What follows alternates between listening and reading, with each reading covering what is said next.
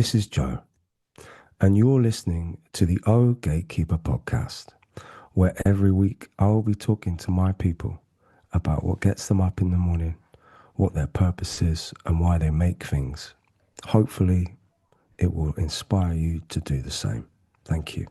You can get episodes early and without advertisements over at ohgatekeeper.com, as well as weekly bonus episodes, playlists, and my Joe and Friends series. Enjoy. This week, it's with a great pleasure I get to introduce one of my favorite artists to ever touch the microphone and other things.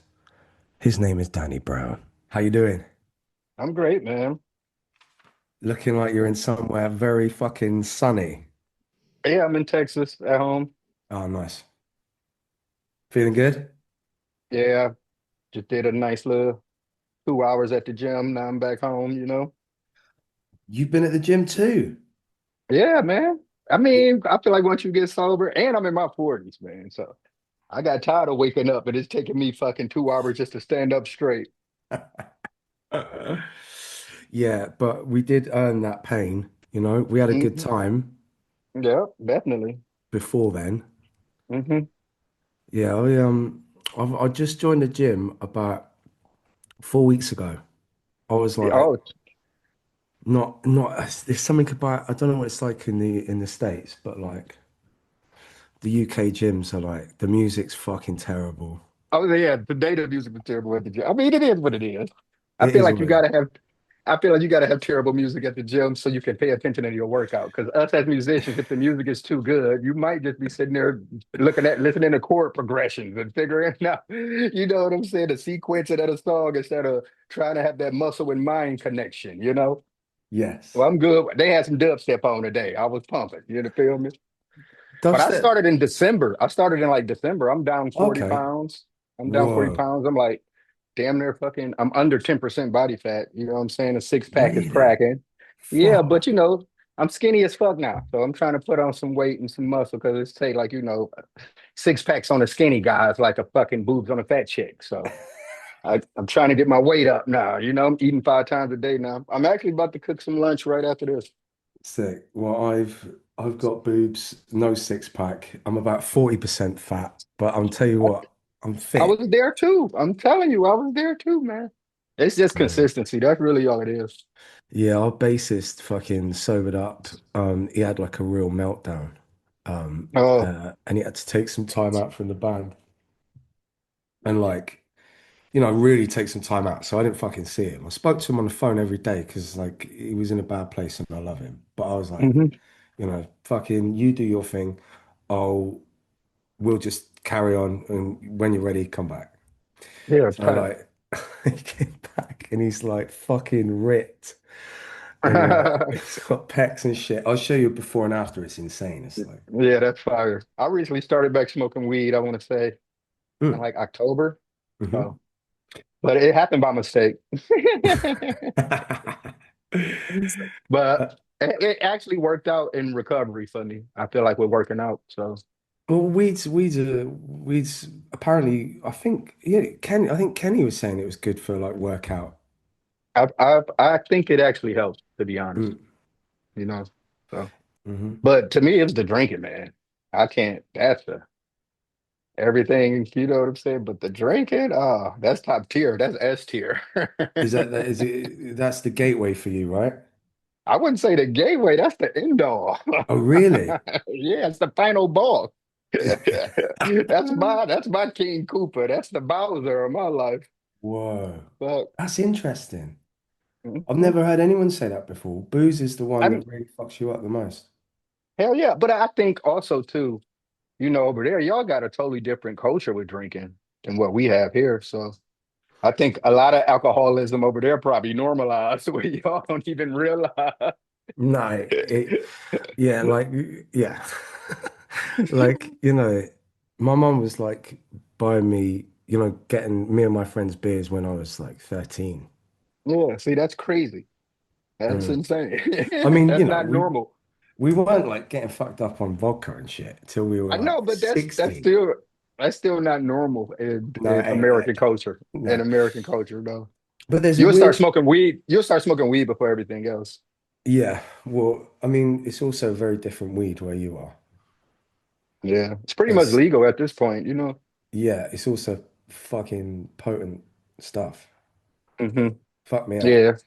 It's I definitely different than the weed we had as teenagers, where you just smoke with your friends and giggle and then eat some KFC and shit after. No, this ain't that. This mm, weed damn near like doing heroin sometimes. But the thing is that I love about this weed culture now is that so much of the information is out there to know what you're actually smoking. So you yeah. don't have to smoke the fucking 30% THC. You can, get you some Mm, nice little sativa, mm, 17%, once you learn about it. And then to me, I look at it different too, because I treat it different now. I'm not just sitting around smoking weed all goddamn day playing video games. I use the weed for something. You know what I'm mm, saying? After a workout, I study a lot now. I'm into, just, I think spiritual awakening type shit. So I might, smoke a joint and fucking read a chapter of a book. I mm. use the high for something. You know what I'm saying? If I Interesting. smoke, I'm Yeah. gonna go write. I'm gonna go write a song. I'm gonna go journal. You know what I'm saying? I'm just not sitting Mm. around smoking, doing nothing. And that's the one thing that I think I discipline myself with. And with when you say spiritual awakening, Hmm. how did that come about for you? I think, I mean, I will say in rehab, because Yeah. in rehab I had a spiritual advisor Right. that was real into like numerology and the Kundalini shit and Mm, Rosicrucian shit, just was showing me a bunch of different shit and gave me a shit ton of books too when I left. And I read a lot of those books while I was on tour. And I think it just was a gradual progression. I think once you clear your mind, substances and shit and partying every fucking day, you start to question shit. And then you start looking for answers, and the books got the answers. mm. And Uh, we had a meditation too, a meditation class there as well. And I got really deep into that to where when I got out, I was like, I got to find this meditation group to join one of those. right. And I did, but it was pretty weird. So I just Well, the been, group was weird. yeah. So I just been, on my own spiritual journey, my progression, Do you meditate on your own at home? every day, I find it sometimes really 3 times a difficult, day. man. What kind of Yeah. meditation is it? I mean, it's guided. I'm doing some So, guided, but I'm also just now getting into like the chants and shit. mm, The vocal meditations and shit, using your vowels and stuff like that. So mm, I'm just not starting to get into that. I mean, yesterday was, I see what happened was I get real deep into it where I get to the point where I can damn near do like 30 minutes and then I fall off some type of way. That's how I know it'd be like when I'm getting to my spiritual powers or something double or something that come and just derail everything that's got going mm. on. So now I'm just back. I did 20 minutes yesterday. Today I had a really shitty meditation session today, but I was really getting ready for the gym. But I'm gonna take another shot at it later on the day around 6 o'clock. It sounds like you're really on top of things though. Like in terms of like you understand like, oh, it was a shit one because I was getting ready for the gym. It's not like, oh yeah, I just had a bad session. I don't know why. You're like Yeah, you kind no. of you're processing things well. Yeah, sometimes you just can't quiet your mind. Mm, But mm, one big thing that I really learned, man, because I've struggled, I guess, with just breathing. mm. Sometimes I would find myself just holding my breath and then I don't even realize that I'm down there about to pass out. And I guess that's like some type of anxiety or something like that. But Right. I learned that since I've been meditating and since I've been not really like I would go on social media, but when I do, I go on it and then I just spend some time on it and then I don't go on it for like a month. Like I went on Saturday night just bored. Mm, But I'm probably not gonna I just delete all that shit off my phone. I don't look at no social media, no nothing. And I haven't been having those holding my breath anxiety attacks right. since I've been meditating and since I've been not really involving myself with, I guess, any shit that I consider to be low vibration for me. Hmm. I love that. I find that fascinating because you like obviously as an artist, as an outsider, looking at your journey, like without going into the details of your fucking life, but like Hmm. just as a like musically, your choices of creative decisions and the things that I pick up on lyrically and the people you work with, producers and shit, it's always been on like an edge of you always seem to be wanting to move forward, never look back, as in repeat yourself stylistically or Hmm. you just always seem like one of those people, that like like a Bowie type, where And you like, also, Yeah, yeah, no, totally. I And totally like that agree. low vibration and that low vibration thing, you know what I mean? Is like, is that always like you always just like not looking to you're just always looking to better yourself and move forward and evolve spiritually. And now you're not on the drugs, you realize that that's probably what you were looking for the whole time, Hmm. musically and Yeah. personally. Yeah. I mean, I guess I am self-aware in that aspect. But yeah, you hit the nail on the head, man. But I do feel like a lot of my music was low vibrational for a long time because I was living a low Really? vibrational ass life. You Right. know what I'm saying?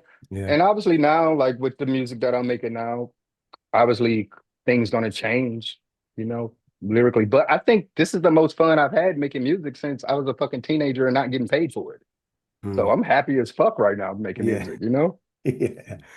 It's interesting about I'm trying to think of a song that you're referring to as like low vibration, which probably in my life changed my life. I've Because made, the thing I is, mean, I make it, you're speaking truths, whether but they're I'm like saying, fucked up or not. You know, like, I but make it, was that fucking uh sniffing sniffing cocaine? yeah, shit Yeah. like that, What you tune's know? that? What song's that? Blueberry, Dr. Blueberry, that's it, Freaker. yeah, yeah. I mean that's not low that's low vibrations if you It talk is. about like It's but low like vibration, and I rhyme nigga with every bar. That's really hard for white people to sing along to. I mean, I haven't tried it, not yet. Anyway. But I would say songs were just like overly sexual. Like songs I've made entire songs about eating pussy. Like, come on. And then I got my daughter comes to the show and I'm sitting there playing shit. Like, you know what I'm saying? It's all natural, Danny. I know. Yeah, but yeah, But that's I look at it as a gradual progression. So yeah, for you to be able to accept the music that I'm making now and to see where I came from, that's a journey. I feel like that's a human evolution of mm. anything, you know? Yeah, and I think one of the things is if you build a journey as an artist like you have, hopefully like I have, definitely not as Yeah, successfully as what are you, you but talking about? not in Oh terms of man. like work like pushing yourself in new directions. I don't think so. Like you start when you started. There was already a sense of going when I started listening to you. Sorry, it probably wasn't when you started, obviously. There was always already a sense of like, I'm not fucking, I'm not your regular whatever, and like that you're always pushing something like, it's almost say avant-garde, but like it sounds like a weird word to use, but it is, it's avant-garde. You're going against the grain, and like, yeah, I just think that over time, people now will accept, like, like Scaring the Hose was like, it Hmm. for me, it was like, well, yeah, of course. There was no, but you put that on paper, people should be like, what the fuck is this wild shit? But it was like, it was a natural, obviously from you and Peggy, but it Hmm. was like, it made sense. And everyone wants it. They want it from you, which is a fucking cool place to be that you've worked at.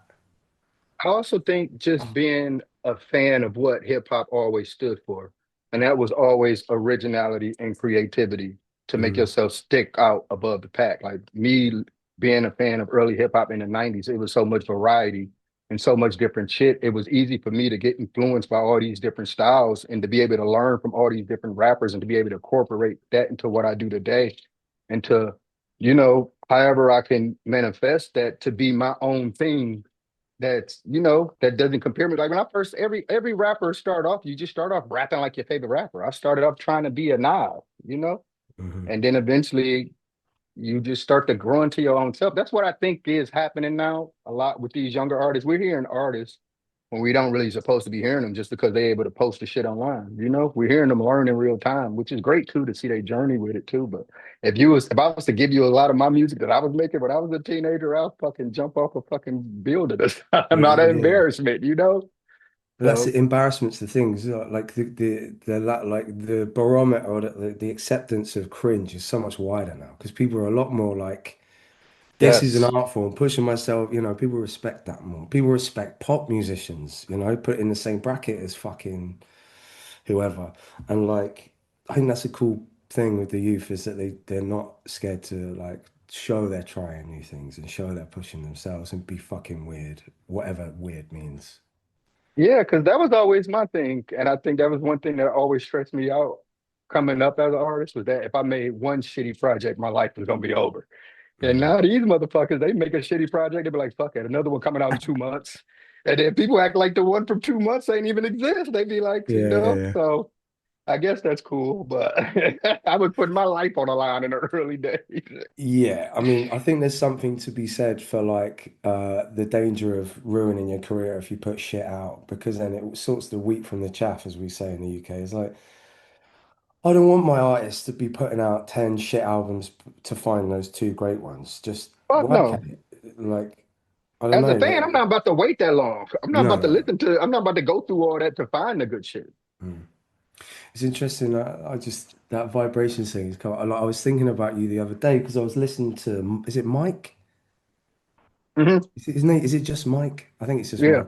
And I was But like, it would be sick if Danny Brown did a track with him. I was like, oh, I yeah, I yeah. do. I was like, oh, yeah, of course, yeah. But you know, when so like you gravitate towards people like for anyone watching this who doesn't know Danny or Mike, they don't sound anything alike. But I was like, this like I don't know, there's an energy of the way he works with the tunes and like, Because Mike is an amazing writer.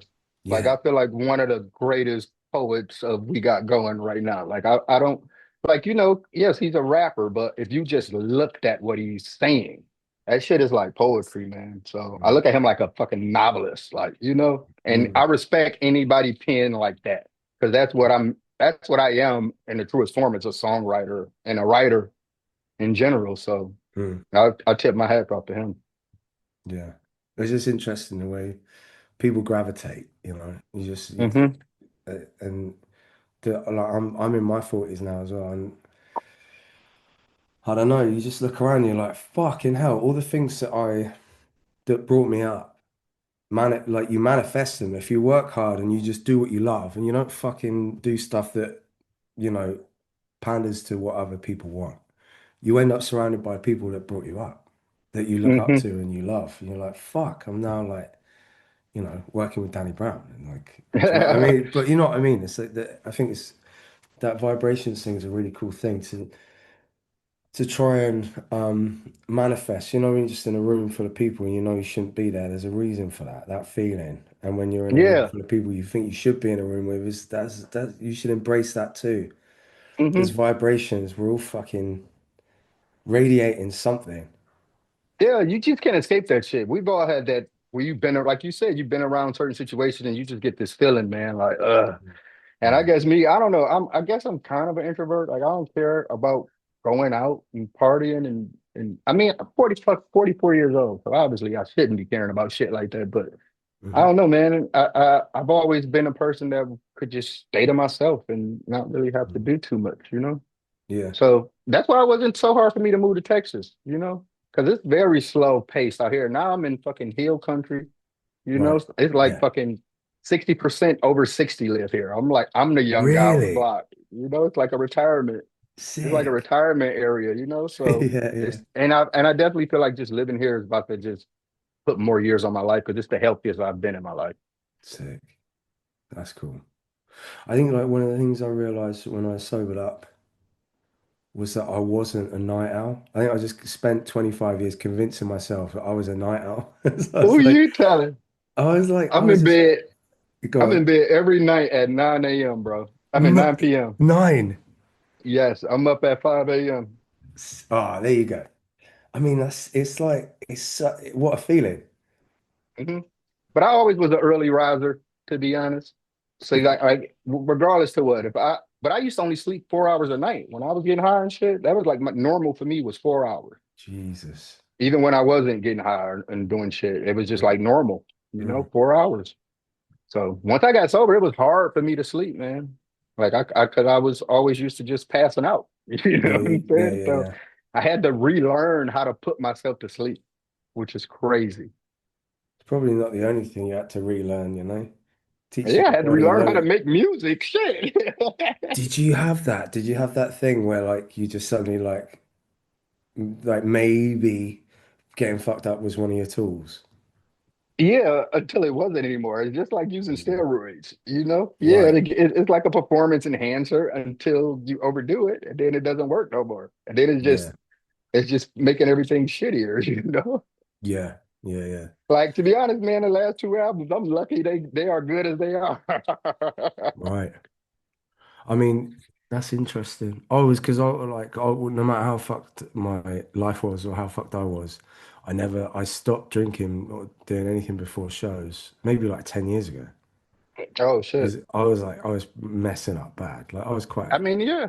I used to get punchy. so fucked up, I would literally forget whole songs on stage. Like that was when it was like, oh yeah, it's over with, man. You gotta go get some help, you know? Mm. Well, welcome back, brother. Hell yeah, I'm happy to be back, man. Yeah. Well, I guess that's a good what do you call it segue into why you're Hmm. here. So this podcast is about creative language. Basically, I want to encourage people to make because, as you well know, making whatever it is, finding yourself and trying to connect yourself to the universe in whatever way possible may fucking save your life or someone else's. And Hmm. so I just want like whether it's like painting or singing or fucking cross stitch, it doesn't matter. If it's something, it's better than nothing. So I just wanted Yeah. to, instead of doing one of these podcasts like how do you do shit in the mechanics of that and like, what supplements you take in the morning and fucking what plugins you use. It's like it just why? Like why do we do it? And what gives us Hmm. that purpose? What gets us up in the morning? 5 or 6. So I wanted to just run through some questions and see how you feel. And then Hmm. that's it. Yeah, Cool? sounds great. Great. All right, first question. How would you describe your creative language? Uh, my creative language. What does creative language mean, really? Well, that's a good place to start, Danny. Do Hmm. you want what I would say mine is and where it Yeah. comes from? Like obviously quickly, it's not a fucking podcast about me. So mine would be my creative language. When my dad brought me up was an artist. It was to like was you get up in the morning, you figure out what you love, and you make it, and you just put it out there, and it hopefully will act as a mirror to other people. I mean, he didn't teach me that, but he taught me to get up in the morning when you find something you love and just fucking do it. Because if Hmm. you're lucky enough to find that thing, that's the gift.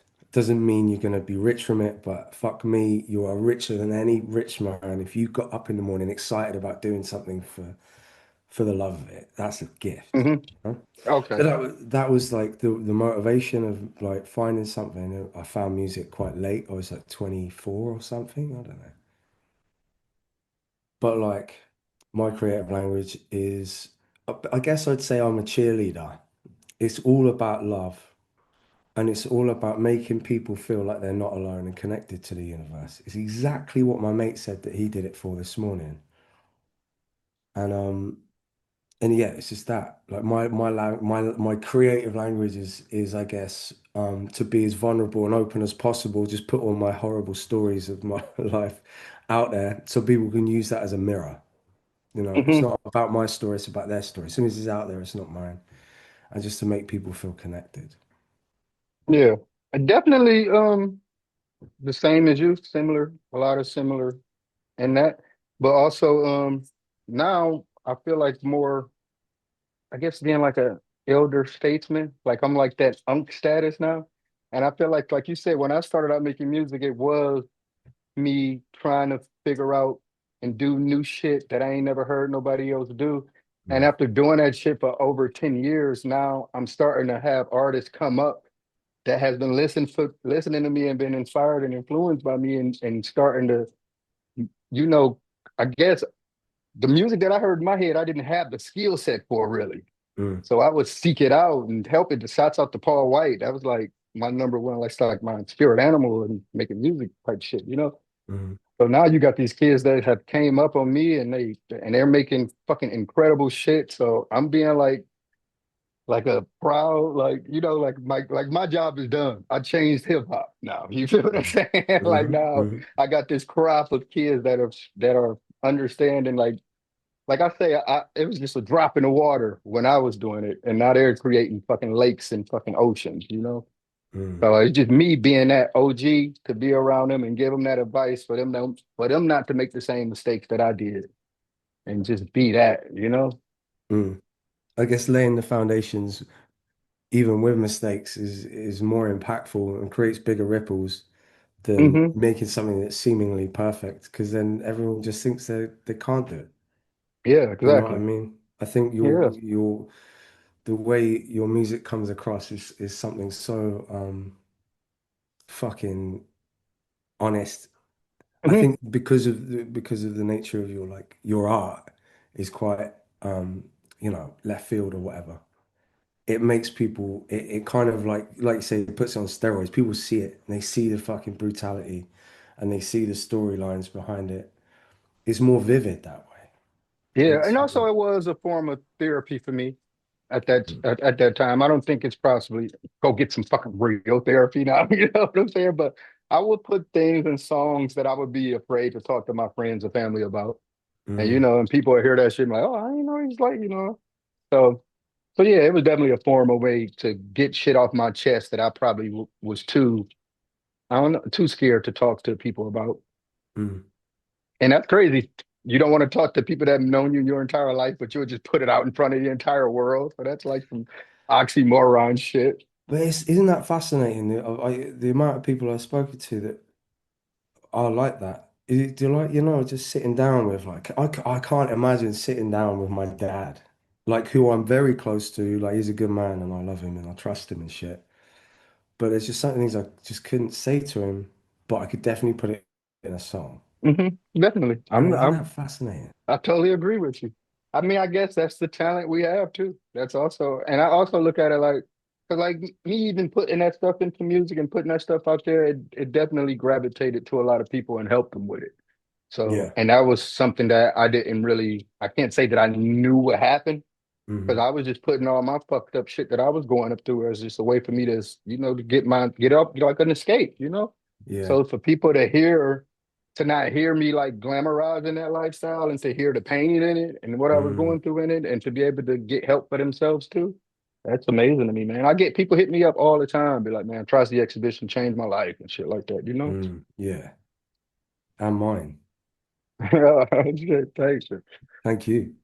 Um, that's it. Like with all that in mind, what would you say?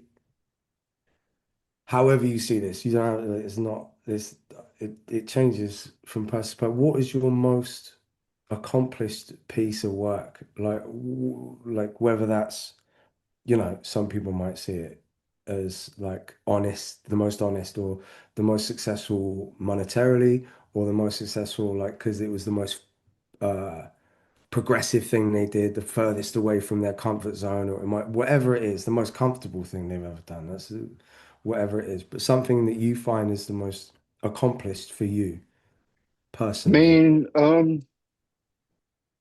personally, honestly, it's a mixtape that I made. It was called Detroit State of Mind Part Two, and the reason for that because I had went to jail. Right, I was going to New York all the time, and if things were starting to happen for me, I was, you know, I was meeting the right people that possibly one day I could, you know, possibly get a situation. And then, but I always had these warrants for when I was in the streets and shit, and just Mm, end up getting caught back up in Detroit. End up having to do a year in jail. But after I did that year in jail, I had got out, and then I went back to New York to go to the studio that I always used to record at. When I got there, you know, got to, you know, did the same shit we used to do when I was there, like it was normal. And I remember just sitting down with the beats and trying to write songs, and I couldn't write for nothing. Like I couldn't, like I felt again then because I had got out and I was only gone for a year, and I started hearing all the new music that I didn't hear when I was gone. It was just like a fucking mind fuck. It was like time had moved so fast. mm, And it was like I had to catch up. So I was sitting in the studio and I'm trying to write shit. I'm trying to come up with shit and I couldn't. And the reason why I couldn't is because I was like I say, it was a mind fuck and I was trying to be cool. You know, I was trying to write some dope shit. I was trying to write the most craziest shit I could think of mm, and impress people. And I couldn't think of shit. And I remember damn, I was crying. I literally cried in the fucking studio and I just said a prayer. And it was like a voice or something told me, like, man, just be honest, man. Just be honest. And then I just started just writing from a honest point of view. And mm. that's that mixtape. And ever since then, I've just been writing from an honest point of view. Amazing. What year were you inside? 2007. 2007. Fucking hell. That is really when things started changing. I mean, you were at the forefront, maybe like 2012, where like I noticed because I was a hip hop DJ at the time, where I noticed everything just like went up a notch, Hmm. you know? Yeah, I Like know what you mean. like suddenly there was all this shit coming through 2012 to like 14. It was like a revolution happened. Hmm. Of one, the caliber of work that was coming out, like as in big releases and albums and stuff, but just the way it all changed. And I remember that 2007.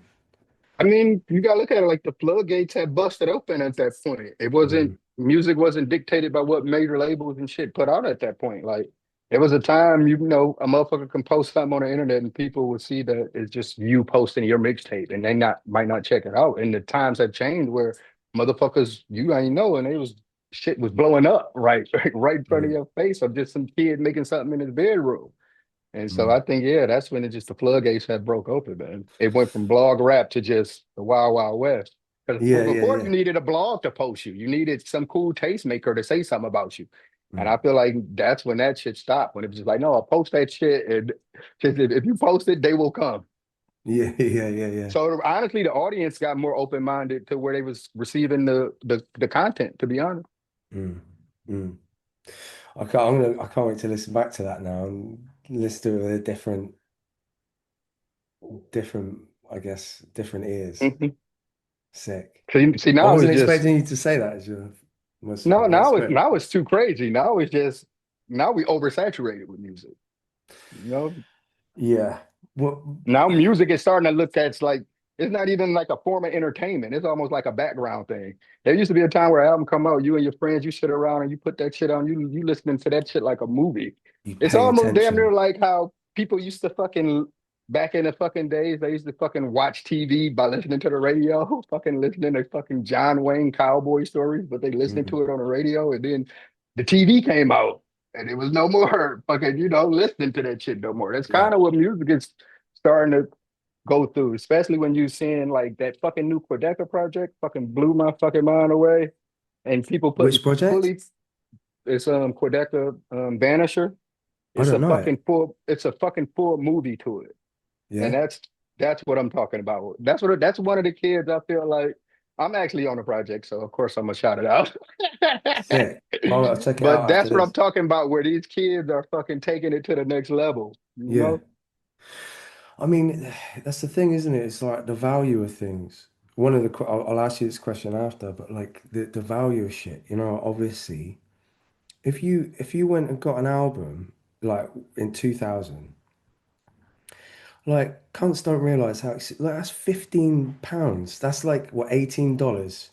You're going in with your fucking with your like, I worked in a supermarket. I worked supermarket money, like looking at all these new releases, like I'm gonna have to go with which one looks the sick. You can't listen to the CDs. It's not like vinyl shops and shit. So you're Hmm. like, I just have to go with the best album cover. And like hope that my favorite artist from last year hasn't just made a shit album. Not even that for me. It was actually just getting the actual information. Like Mm, I had a blockbuster video that was like 3 miles from my house, and I would literally walk there with maybe like $5 just to go buy a magazine mm, because I didn't know what was going on with hip hop, or even just go to the.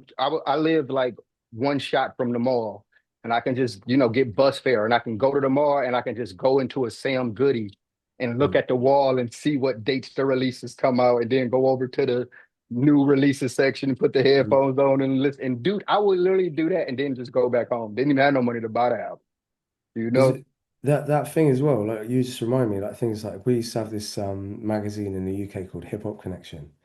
And like, so I'd read that, and you'd start to like know and trust certain journalists because you'd be like, Yeah. last time you said that was a fucking four mics, and that was not four mics. You're a fucking No, liar. I'm not no, trusting that guy. No, yeah.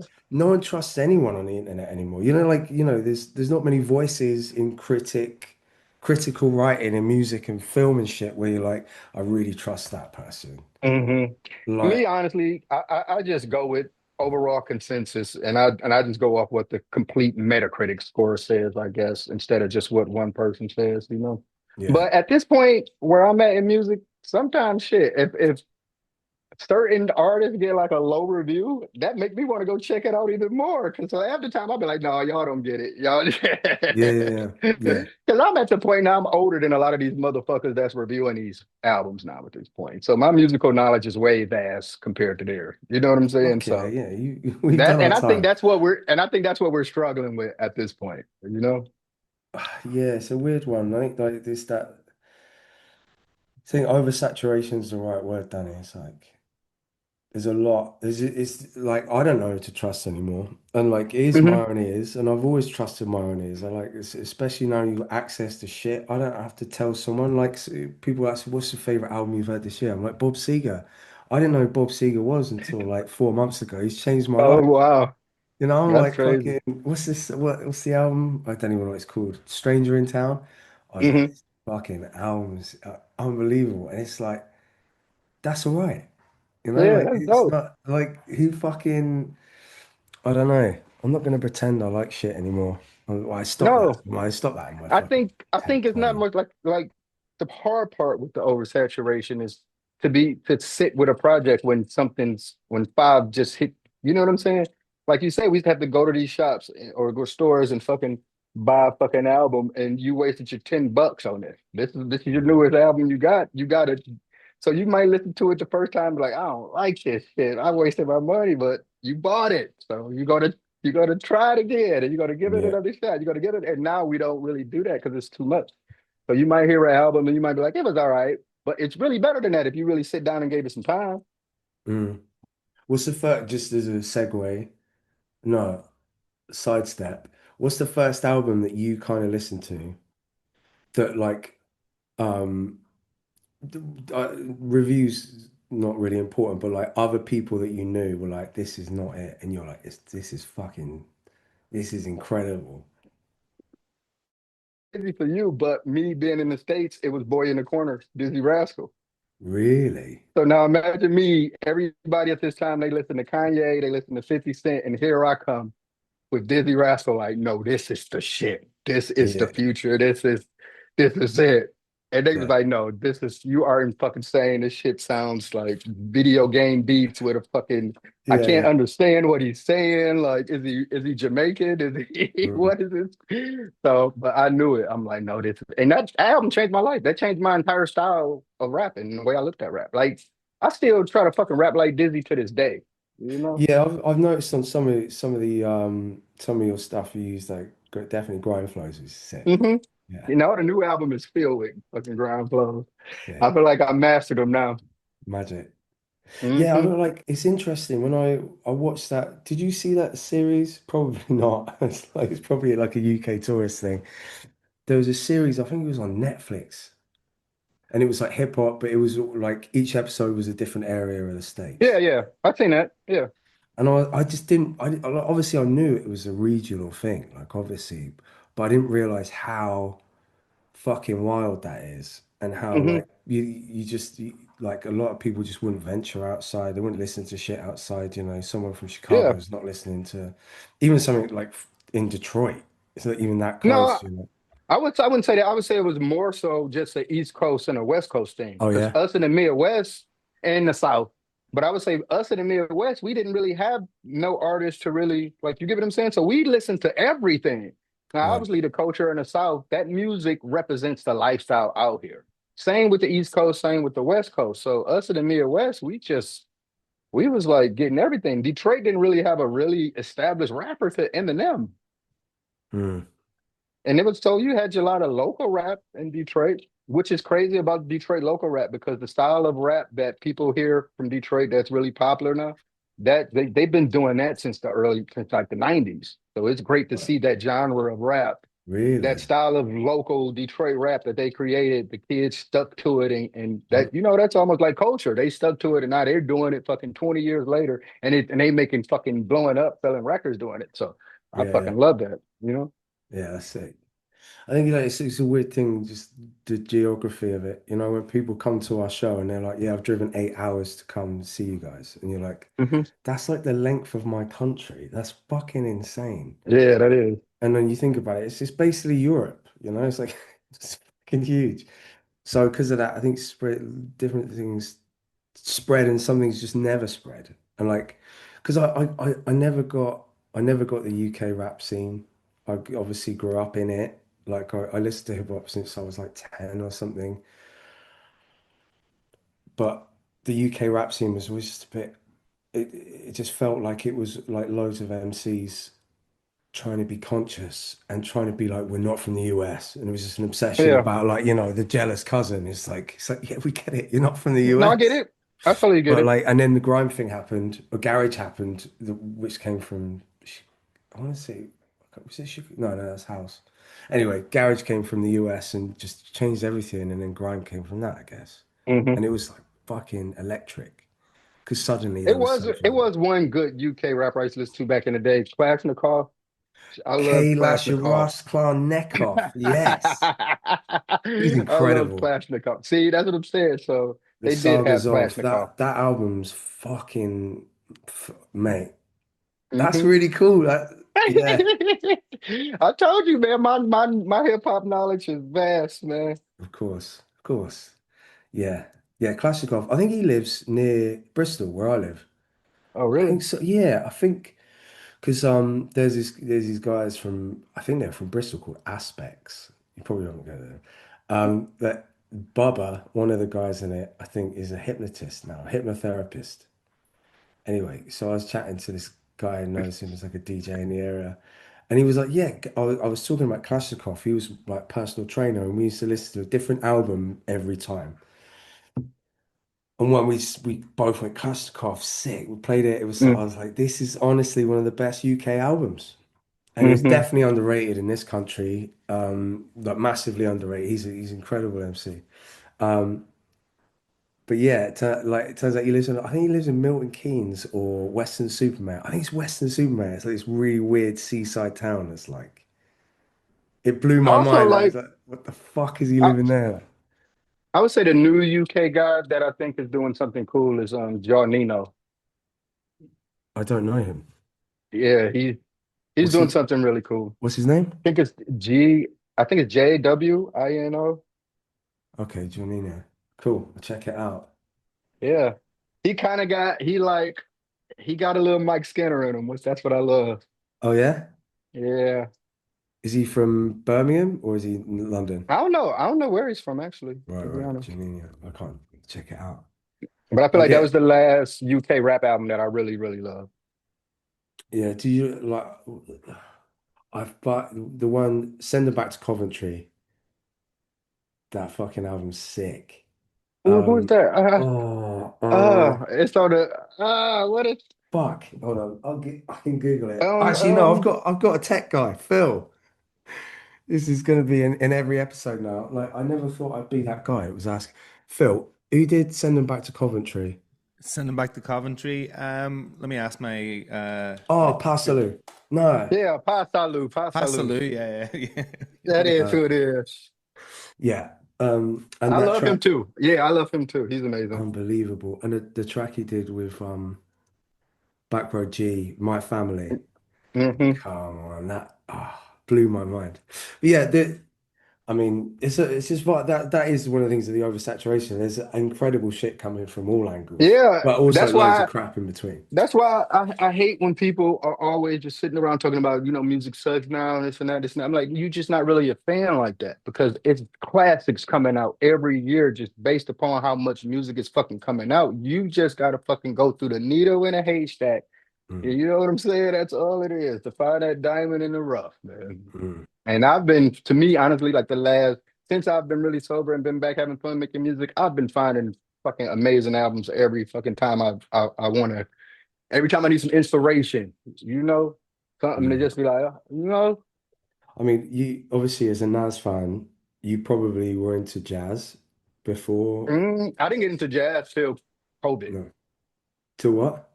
To COVID, like during all the Oh, lockdown shit. yeah.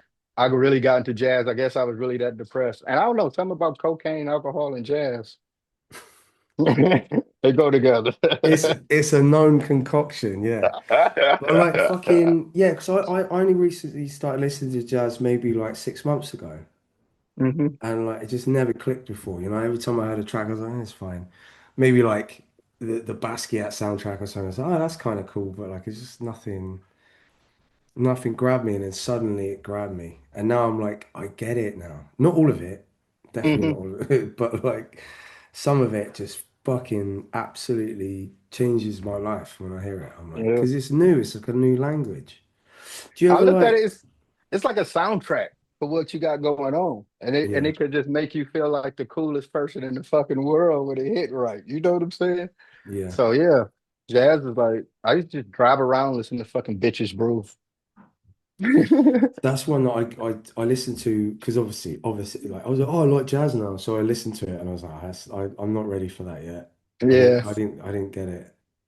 And No, it's you probably a got cultural thing as well because like a lot of the yep. stuff around it, like I never really understood funk. hmm Like I It's just some just black shit. That's yeah all it yeah yeah is. You're yeah yeah right. It's some yeah black shit. yeah, and That's why I like get that one. because like I don't know, like there's certain albums like uh what's it called? The Illinois concert by Eric Dolphy. He's Mm. like John Coltrane's arranger. So he's kind of like, it's just fucking incredible, man. But it's easy. It's not like, it's not pushing me sideways. It's not pushing me Yeah. pulling. But like, it's just absolutely, God bless the child. That tune, man, is just like, it's like heaven. It's like heaven. hmm And I I mean, think I what was this? obviously feel like us as songwriters, we obviously gonna gravitate more to songwriting based songs. Yeah, So for us to even just get into jazz, I feel like that's just us progressing in our musical knowledge in some type of way because it has to help yeah. based on their time signatures and stuff like that. I Mm, mean, my the first instrument, well, the only instrument I really learned in school was trumpet, and I can definitely say because I used to get the trumpet solos, and they would be like, "Eh, eh, eh, eh, eh, eh, eh, eh," you know what I'm saying? yeah. I kind of rap like how I used to fucking play those trumpet solos in the fifth grade. That's So sick. it definitely something connects that way, you know? Have you got any recordings of you doing trumpet when you were a kid? Fuck no, fuck Oh, no. that mean, imagine full circle, getting that on a record. It was one of those things where I mean I love doing it, but then once I got like in middle school and shit, like was getting teased and bullied about that shit. So I was Yeah, like, of fuck course, that. yeah. Trumpet's Walking not around with cool. walking around with the trumpet case of getting me jumped on, man. This shit gotta stop. So Yeah, you're asking for trouble, to be honest, when you're playing the trumpet. Do you know? You're fucked. You're fucked. Cunt's fucked so when he's yeah. got a trumpet case, man. But I wish I Um, would have stuck with it. yeah, well, you did. Yeah. You're right. Yeah, yeah. That was some gangster shit though. Exactly. Now he's laughing, you trumpet fuckers. Um, all right, so as a just coming from what we were saying, like I won't drag this out too much longer because you've been fucking amazing and honest, and I really appreciate your time. Thank you, man. Honor, man. But, what would you say as an artist and like everything you've done, what your worth is and how you'd like to be remembered? But my I don't think worth, I don't know, worth is it's like It a always crazy gets people's word. back. Yeah, everyone's back gets Like up when they say, worth is what a "What is your crazy worth?" word. But I don't know, just like I said, man, I want to be the one that, laid the foundation for rap music being accepted just like every musical genre. Because people Hmm. always look down on rap music like it's such an easy thing or not really looked upon as like a actual like people playing instruments and all they do is just sample and it's you not really need a talent to be a rapper kind of thing. And it's just like now you seeing people like that fucking Quedeca album and shit like that. Like shit is going to the next level where you gotta respect fucking rap music just like every other fucking genre. And I just think just if I'm mentioned among one of the ones that helped spearhead that, I'm good. Yeah, yeah. Well, thank you very Uh, much for all you've offered. Thank you, man. To fucking all right, one last question. Death Row Dinner, what is it? Death for dinner? Death Row Dinner. Oh, What my would your death row last meal dinner? be? To be honest, I wouldn't want a last meal. I would want to fast. because they say you shit on yourself when you die. Oh, And I just don't even want to embarrass myself in my death. okay. We'll change the question. So nothing. I'm a What's your fast favorite? and take What's your favorite? Gun to your head. Favorite meal? chicken gizzards and livers Really? fried from Mr. Owens liquor store. You're a twisted man. I Yeah, can't it's when wait I to was a try that. kid. When I was a kid, I grew up down the street from this liquor store called Mr. Owens, and they used to make fried chicken livers and gizzards. You can buy a pound, you can buy half a pound, you can buy a mix. You can just buy gizzards, you can just buy livers. But I was raised on eating that shit, Yeah. and they had a different recipe to how they made they shit. And then they shut down, I want to say maybe early 2000s, and I never had chicken livers and gizzards Oh shit. like that ever again. Every now and then I find a spot that sell them and I get them, and it's never like that shit when I was getting when I was a kid. So if I can just get some Mr. Owens chicken gizzards and livers one time, That's time. I can tap out Mm. with some hot sauce and some crackers straight out Okay. the aluminum foil. Yeah, yeah. Well, I see. That's the kind of thing where I'm like, oh, I want to try that now. But you're like, there's no. It's that I one mean, I spot. still get it when I go. I still, if I see it, because I love that shit. Out Is that a here, actually, Detroit? Is though, that a Detroit thing? I think it's more of a Southern thing, to be honest. He Southern, just right? was from the South. Because, a lot of people from Detroit are from Alabama, Arkansas. And I Right. was in, hold up, when I was in, I think it was Alabama. I might have been in Alabama, and that was close. Yeah. It wasn't like his, but it was close. So maybe that's the Alabama thing, the way Right. they cook them. Because I think you got to marinate them for mad long for them to get this. Because usually they real chewy and tough, almost Yeah. like a steak. But the way Mr. Owens would make them, they was like butter, like it would just melt in your mouth, like Mm. almost like how a liver pate would be, Yeah. But it's fried. Right. Well, shout out to Mr. Owens.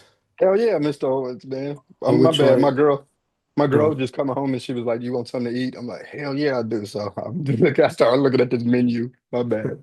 No, no, no. All good. Thank you so much for your time, bro. Thank you. And hopefully, I'll see you next time I'm in the United States of America. Hell yeah. Let me know, man. Yeah, I Anytime, will. dog. Hit me We're up. I'm pulling up. yeah. Well, we're in the States for 2 weeks in September supporting Deftones. Okay. We Oh, just let might. me know. I will pull up. I'll fly out. It don't matter where y'all at. That would be That would be magic. great. Yeah, I'm definitely down that. And then maybe talk about getting on a record together. Yes, definitely. I've got some ideas cooking. Hell yeah, let's get it. All right. I'm ready, man. Well, thank you, bro. So much love to Thank you. you. Hell yeah. Be good. Hell yeah, man. Have a good one, bro. See you soon.